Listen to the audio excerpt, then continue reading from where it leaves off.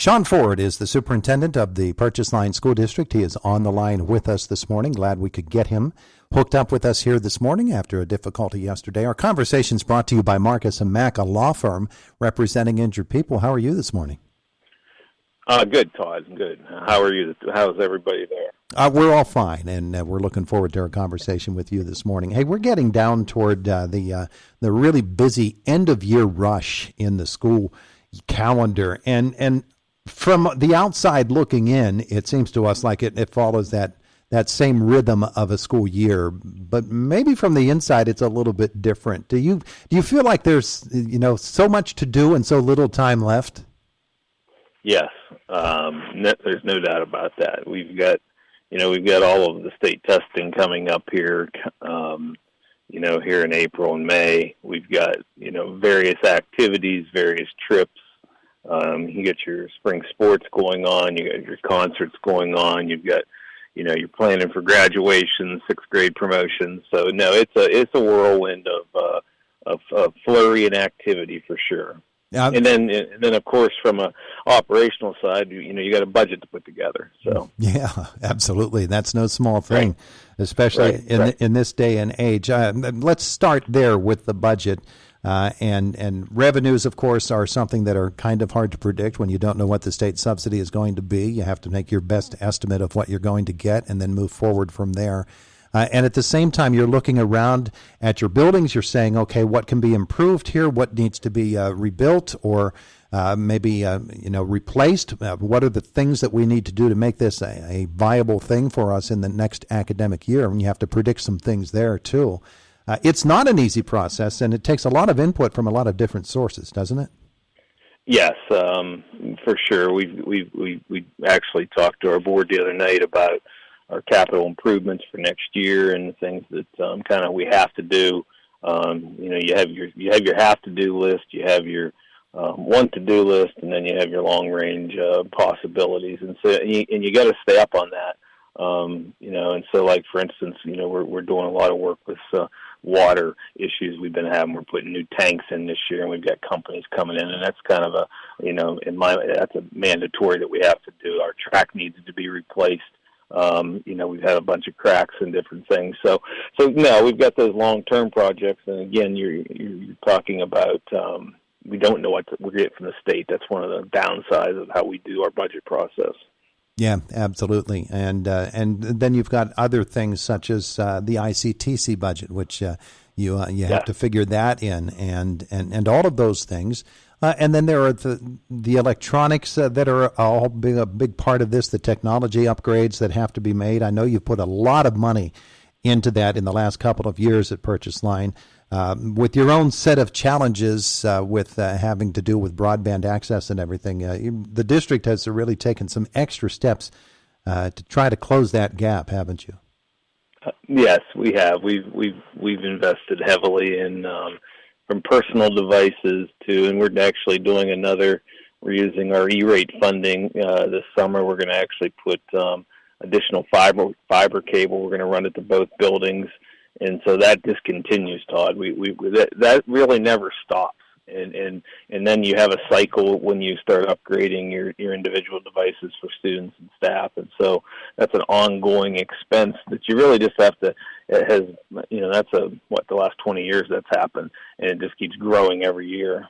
I always wonder if during the period changeover when students are out in the hallways, how many times do you hear a notebook or a laptop being dropped on that hard floor and shattering into a million pieces?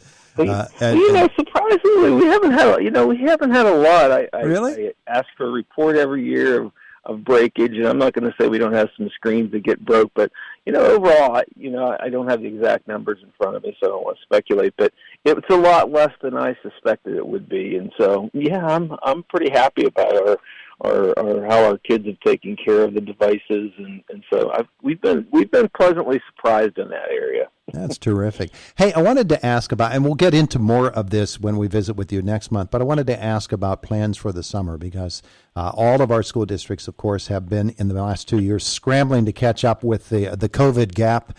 in education and have been assessing how they have done and how much further they have to go in order to catch up to where they would normally be in a student's academic path. And summer school becomes a big part of that, and summer offerings, don't they? Yes, and we actually have our summer programming pretty well set. We've got credit recovery going on at the high school, and that's for any students who struggled or need to recover credits that it may not have passed from. Then we've got a STEAM camp, which is going to be actually going to run 3 weeks this year, and it's going to be a big math focus on that third week. We're going to in a lot of science, technology, but one of our weaknesses in the data that we've identified is math, and so it's going to be a real focus this summer.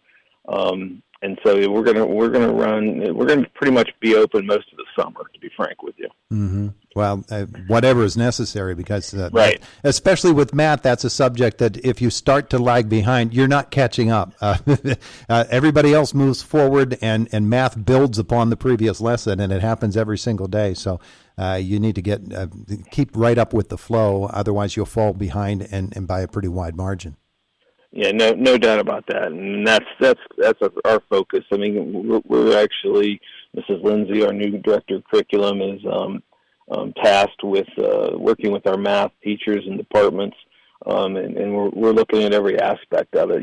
We're always going to look at our data, and when the data tells us that we need to do something different, then that's our responsibility to make sure we put the best product in front of our students. So. Shawn Ford is with us. He's the superintendent of the Purchase Line School District. We're talking about getting toward the end of this academic year and looking forward to what's coming in the fall.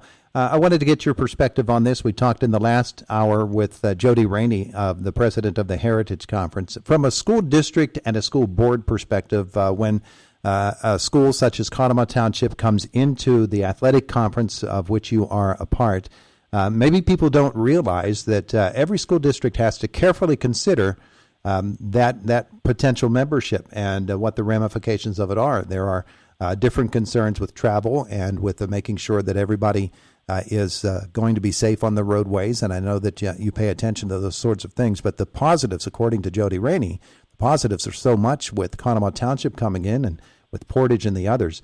That it was unanimous support from a school board and a school district perspective. When you've gone through this a couple of times here in the last couple of years, what are some of the things that you take into consideration when you get a proposal such as that? Well, you hit on some of them: the transportation, what that looks like, how far, how many nights a week are kids out. In the distance. So I think that's a big time consideration. I think you have to also look at the size of the schools coming in. We're one of the smallest schools in the conference, and so you don't want to get into a situation where you're playing a school that has double the number of students, because those numbers. I was an athletic director for 17 years and saw a lot of that, and so.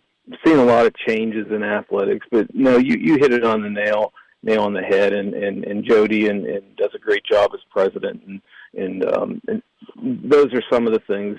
The other really thing I like about the Heritage, they focus on the academic competitions as well as cheerleading and the sports, and so it does a really nice job. So I think we're fine with we were fine with them coming in. I think that's it's remember the old college football, everybody was merging, and I think you're seeing more and more of that in high schools. And so then you just have to look at how you divide up those. You divide it up into one region, two regions. Coming from District 10, we actually took and we did different regions every 2 years up there. And so you would have a different team you played, and it was all based upon geography, just to keep schools like-minded and travel distance. So, no, we take a very good hard look at that for sure. That's terrific to know that school districts don't just randomly pass off things, and they do actually examine what's going on. Speaking of athletics, of course, you named some coaches this week. Good to see Mr. Felicic coming back to the football sideline. I don't know how much arm bending it took to get him to accept that. I know that he's been involved ever since last season with the weightlifting program and everything of that nature, but you need those strong teachers and other members of the community to make these athletics work. There's an awful lot of groundwork that has to be done before the kids actually get out on a field, isn't there? It's becoming really hard to find coaches. I mean, the other area we probably need to talk about sometime on here is our staffing issues, because the staffing issues are probably the number one problem facing public education, and we've seen it in coaching. And so we're very happy to have Coach Felicic back. He's in the building. He knows our kids. He knows our procedures. He knows how things work. And so, no, we're thrilled. We're thrilled that he decided to come back for sure. Yeah, absolutely. Well, we wish you the best. We're going to talk with you next month. We'll get you all set up for the summer. We'll be in the midst of prom season. Then, are you going to the prom this year? You have your tux? I go to we have a big grand march, and then I go over to the prom and make sure we're all good. I told somebody I think I've been going to the prom. I think I'm on year 27 of the prom right now, if I'm not mistaken. So, odds are you don't have to ask a new date every year, though, right? No, I keep that same date. So, well, we've got that coming up. We've got graduation to plan for. We'll have plenty to talk about when we visit next month. Shawn Ford, thanks for being with us today. All right. Thanks, Todd. You have a good day. You too. It is the voice of Indiana County. It's WCCS 101.1 FM and AM 1160.